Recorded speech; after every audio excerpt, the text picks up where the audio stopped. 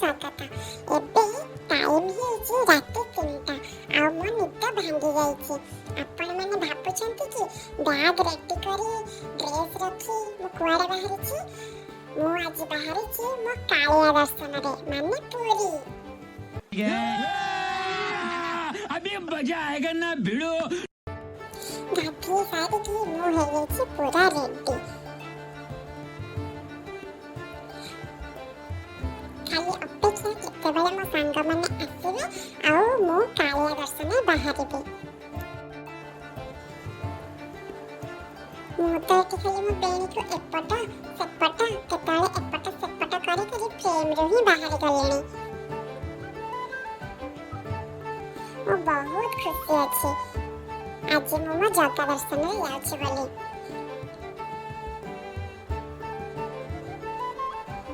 Perfume ମାରୁ ମାରୁ ହିଁ ମୁଁ ଫ୍ରେମ୍ରୁ ବାହାରି ଯାଉଛି।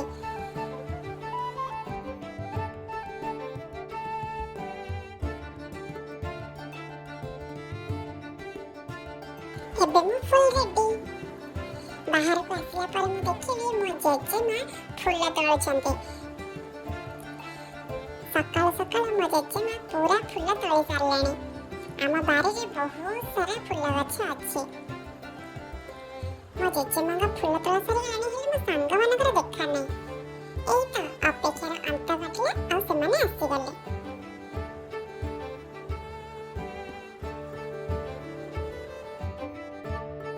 के भक्ति झरी पड़ुଛି। କନଫ୍ୟୁଜ ହେଇଗଲେ କି? ନା ନା, ଇଏ ମୋ ସାଙ୍ଗ ଲିଜା ଆଉ ମୁଁ ଦୁଇ ଜଣ ସେମ୍ ଡ୍ରେସ୍ ପିନ୍ଧିଛୁ। ଏବେ ଆମର ଜର୍ନି ଷ୍ଟାର୍ଟ ହେଲା ପୁରୀକୁ। ଜଟଣୀ ଗେଟ୍ ପାଖରେ ଆମର ଆଉ କିଛି ସାଙ୍ଗ ଆମମାନଙ୍କୁ ଅପେକ୍ଷା କରିଥିଲେ। ଜଟଣୀ ଗେଟ୍ ପାଖରେ ଆମେ ସେମାନଙ୍କ ସହିତ ଦେଖା ହୋଇ ପାଣି ବୋତଲ କିଣାକିଣି କରି ପୁଣି ଥରେ ଜର୍ନି ଆରମ୍ଭ କରିବୁ।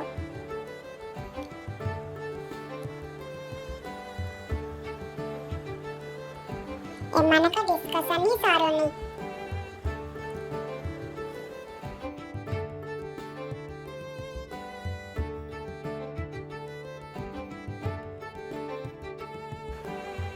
ସକାଳ 6ଟା ବାଜିଲାଣି, ସୂର୍ଯ୍ୟ ଉଦୟ ବି ହେଇଗଲାଣି। ଶୀତ ଦିନ ତ ପାଖେଇ ଆସିଲାଣି। ଆପଣମାନେ ଏ କୁହୁଡ଼ି ଦେଖିକି ଜାଣିପାରୁଥିବେ ବହୁତ ସାରା କୁହୁଡ଼ି ଥିଲା ଆମେ ଯେତେବେଳେ ବାହାରିକି ଗଲୁ। ଇଏ ମୋ ସାଙ୍ଗ କୁନା, ଲିଜା ଆଉ ରିଙ୍କୁ। ମୁଁ ଗୋଟେ ଗାଡ଼ିରେ ଯାଉଥିଲୁ, ଆମ ପଛରେ ଆମର ଆଉ ସବୁ ସାଙ୍ଗମାନେ ଆସୁଥିଲେ। ଆମେମାନେ ଯାଇ ସାକ୍ଷୀ ଗୋପାଳ ପାଖେ ରହିଗଲୁ। କ'ଣ ପାଇଁ ଜାଣନ୍ତି? ସାଇ ଭାଇଙ୍କ ସ୍ପେଶାଲ ତନ୍ଦୁରୀ ଚା ପିଇବା ପାଇଁ। ଏଠି ଫେମସ୍, ଦିନେ ଆସିଲେ ସବୁଦିନ ଆସିବେ, ଏଇଟା ତ ଲେଖା ହେଇଥିଲା। ସାଇ ଭାଇଙ୍କ ଚା ଦୋକାନ ସାଇଡ୍ରେ ହିଁ ଆମକୁ ଗରମା ଗରମ ବରା ଘୁଗୁନି ମିଳିଗଲା।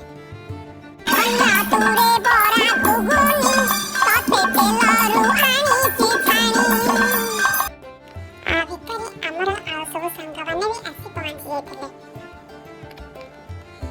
ସମସ୍ତେ ମିଶି ବରା ଘୁଗୁନି ଜଳଖିଆ କରି ପୁଣି ଥରେ ପୁରୀ ଅଭିମୁଖେ ଚାଲିଲୁ।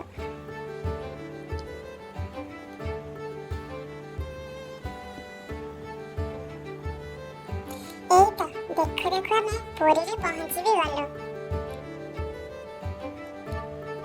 ହେଲେ ଗୋଟେ କିନ୍ତୁ ରହିଛି। ସେ କିନ୍ତୁଟା କ'ଣ ଜାଣିଛନ୍ତି? ଫଟୋସୁଟ୍। ରାସ୍ତା ସାଇଡ୍ରେ ଗାଡ଼ି ରଖି ଆମେମାନେ ଫଟୋସୁଟ୍ କରିବାରେ ଲାଗିଗଲୁ। ଲିଜାକୁ ଦେଖୁଛନ୍ତି ତ, ସେ ରାଗି ଯାଇଛି କାହିଁକି ନା ତାର କେହି ଫଟୋ ଉଠେଇ ଦଉନାହାନ୍ତି। ତୁ ବ୍ୟସ୍ତ ହନି ଲିଜା, ମୁଁ ତ ଫଟୋ ଉଠେଇବି। ଇଏ ମୋର ସ୍କୁଲ ସାଙ୍ଗ ଜଗନ। ୟା ଚଷମା ଦେଖୁଛନ୍ତି ତ, ପୁରା ଗୋଲ୍ଡ, ଆଉ ହାତ ଘଣ୍ଟା ବି ପୁରା ଗୋଲ୍ଡ, ଖାଲି ତ ସୁନା। ଭାସିଗଲା ସେଇଠୁ।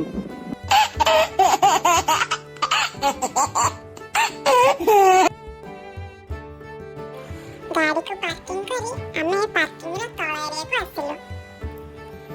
ଏଠି ଯୋଉ ଗାଡ଼ିଟି ଆପଣମାନେ ଦେଖୁଛନ୍ତି, ଏ ଗାଡ଼ି ଆପଣଙ୍କୁ ଶ୍ରୀମନ୍ଦିର ପାଖରେ ନେଇ ବିନା ମୂଲ୍ୟରେ ପହଞ୍ଚେଇ ଦେବ, ମାନେ ଗୋଟେ ବି ଟଙ୍କା ନେବନି।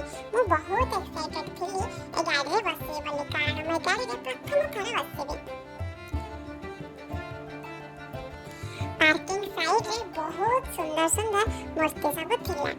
ମୁଁ ଆଉ ମୋ ସାଙ୍ଗମାନେ ଲାଗି ପଡ଼ିଲୁ ସେଠି ଫଟୋ ଉଠେଇବାରେ। ଫଟୋ ଉଠେଇବା ସବୁ ଜାଗାରେ ନିହାତି ଜରୁରୀ।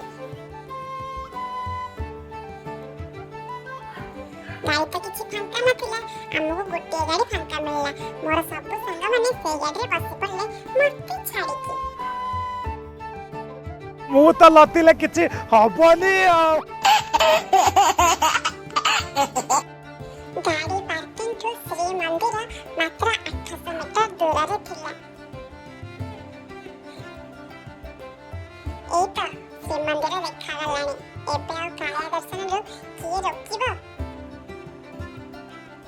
ଏତେ ବର୍ଷ ପରେ ମୁଁ ଆସିଛି ପୁରୀ କାଳିଆ ଦର୍ଶନ କରିବାକୁ। ଏଠି ଆମର ସିରିୟସ୍ ଡିସ୍କସନ୍ ଚାଲିଛି, କେଜାଣି କ'ଣ। ମନ୍ଦିରର ଦର୍ଶନ ସାରି ଫେରିଲା ବେଳକୁ ବହୁତ ଟାଇମ୍ ହେଇଯାଇଥିଲା। ଏବେ ଖୁସିର କଥା କ'ଣ ଜାଣିଛନ୍ତି? ମନ୍ଦିର ଦର୍ଶନ ତ ବହୁତ ଭଲରେ ହେଇଗଲା। ଏବେ ଆମେ ତାପରେ ଯିବୁ ସମୁଦ୍ର କୂଳକୁ।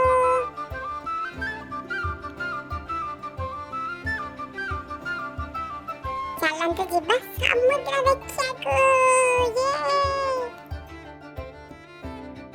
ସମୁଦ୍ର କଥା କହୁ କହୁ ଏଇ ତ ସମୁଦ୍ର ଦେଖାଗଲାଣି। ହେଲେ ତା ପୂର୍ବରୁ ଗୋଟେ ଜିନିଷ। लेकिन एक सेकंड,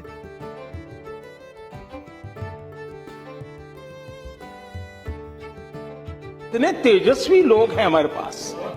ସମୁଦ୍ରରୁ ଫେରି ଆମର ପୁଣି ଥରେ ଡିସ୍କସନ୍।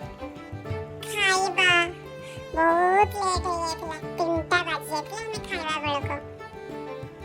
ଡିସ୍କସନ୍ ସାରି ଆମେ ପୁରୀର ଏକ ଗଳିରେ ପଶିଲୁ ଖାଇବାକୁ, କାହିଁକି ନା ବହୁତ ଜୋରେ ଭୋକ ହଉଥିଲା ଆମମାନଙ୍କୁ।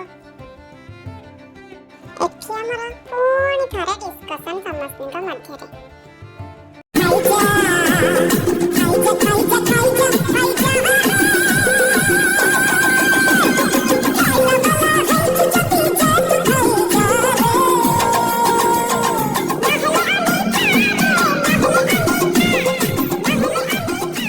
ଖାଇବା ତ ଏବେ ସରିଗଲା, ଆମେ ଚାଲିଲୁ କୋଣାର୍କ।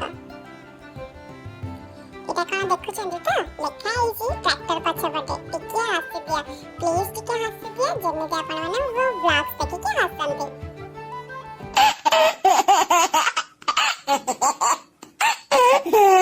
କୋଣାର୍କ ଯିବା ବାଟରେ ମା ରାମଚଣ୍ଡୀଙ୍କ ପୀଠସ୍ଥଳୀ ପଡ଼େ। ଆମେମାନେ ସମସ୍ତେ ମିଶି ଚାଲିଗଲୁ ମାଙ୍କୁ ଦର୍ଶନ କରିବାକୁ। ମନ୍ଦିର ପାଖରେ କେତେ ସୁନ୍ଦର ସୁନ୍ଦର ମୂର୍ତ୍ତି ସବୁ।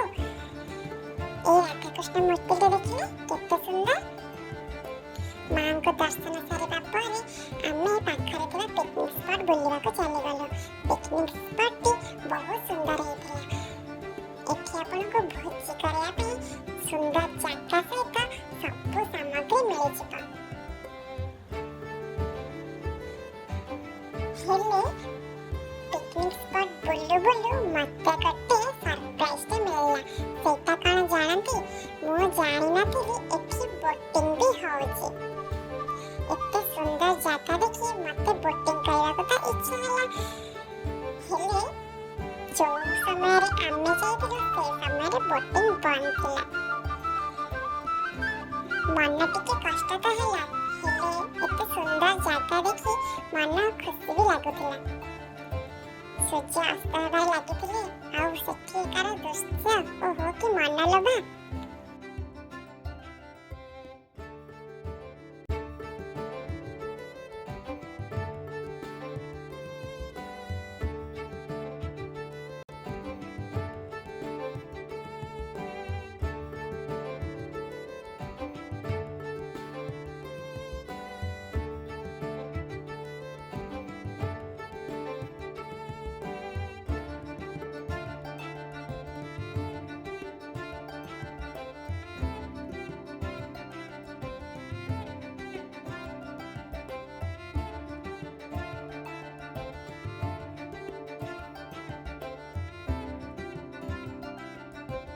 ମାଙ୍କ ଦର୍ଶନ ଆଉ ସୂର୍ଯ୍ୟାସ୍ତ ଦେଖି ଆମେମାନେ ବାହାରିଲୁ କୋଣାର୍କ।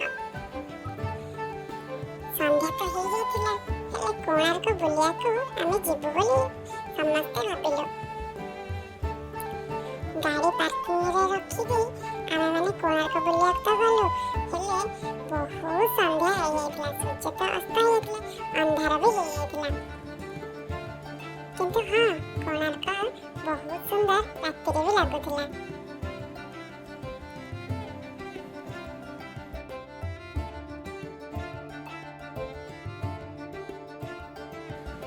ଦେଖୁଛନ୍ତି ତ କୋଣାର୍କ ସନ୍ଧ୍ୟା ସମୟରେ ବି କେତେ ସୁନ୍ଦର ଦେଖାଯାଉଛି।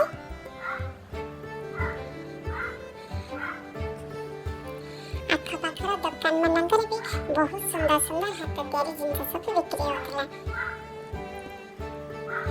ଜଗନ୍ନାଥଙ୍କ ମୂର୍ତ୍ତି ସହିତ ହାତ ତିଆରି ବ୍ୟାଗ୍ ଆଉ ଶଙ୍ଖ, ବହୁତ ସାରା ଜିନିଷ। କୋଣାର୍କ ବୁଲୁ ବୁଲୁ ତ ରାତି ହେଇଯାଇଥିଲା, ଆମେମାନେ ଘରକୁ ଫେରି ଆସିଲୁ। ବହୁତ ରାତି ହେଇଥିଲା ଆମେ ଘରକୁ ଫେରିଲା ବେଳକୁ। ଆପଣମାନଙ୍କୁ ଯଦି এই ବ୍ଲଗଟି ଭଲ ଲାଗିଛି, ଲାଇକ୍, ସେୟାର ଆଉ ସବସ୍କ୍ରାଇବ୍ କରିବାକୁ ଭୁଲିବେନି।